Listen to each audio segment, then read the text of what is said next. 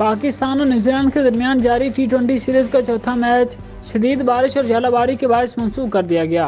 راولپنڈی میں سیریز کے چوتھے ٹی20 میچ میں قومی ٹیم کے کپتان بابر اعظم نے ٹاس جیت کر نیوزی لینڈ کو بیٹنگ کی دعوت دی، جس نے لاہور کے تیسرے میچ کے مومنٹم کو برقرار رکھتے ہوئے شاندار بیٹنگ کی۔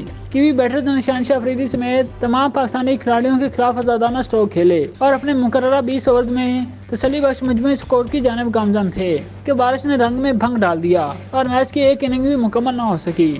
نیوزی لینڈ نے 18.5 اوورز میں 5 وکٹوں پر 164 رنز بنائے تھے کہ اچانک طوفانی بارش اور شدید ژالہ باری کے باعث امپائر نے کھیل روک دیا۔ گراؤنڈ سٹاف نے فوری طور پر کور ڈال کر پچ اور اس کے قریبی ایریا کو ڈھانپا، لیکن بارش کی شدت اور بعد ازاں ژالہ باری نے ٹیموں کی دوبارہ گراؤنڈ واپسی کا راستہ بند کر دیا۔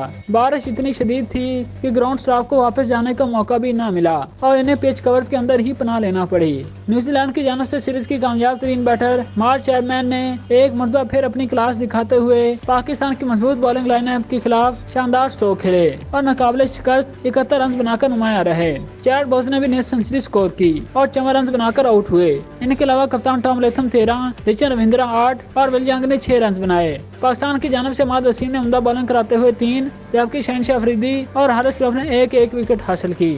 تیز بارش کے باعث گراؤنڈ میں پانی کھڑا ہو گیا اور دوبارہ کھیل شروع کرنا ممکن نہ تھا، جس کی وجہ سے امپائر نے نتیجے کے بغیر میچ ختم کرنے کا اعلان کر دیا۔ میچ کا نتیجہ برآمد نہ ہونے سے پاکستان کی سیریز ہارنے کا کوئی چانس باقی نہیں رہا۔ سیریز کے 4 میچز کے اختتام پر پاکستان کو 2-1 کی سبقت حاصل ہے۔ سیریز کا 5واں اور آخری ٹی20 میچ عید کے بعد 24 اپریل کو کھیلا جائے گا، جس سے جیت کر پاکستان سیریز اپنے نام کر سکتا ہے۔ تاہم مہمان ٹیم کی فتح کی صورت میں سیریز 2-2 سے برابر ہوگی، جو 10 اہم کھلاڑیوں کی عدم موجودگی میں ان کے لیے فتح سے کم نہیں ہوگی۔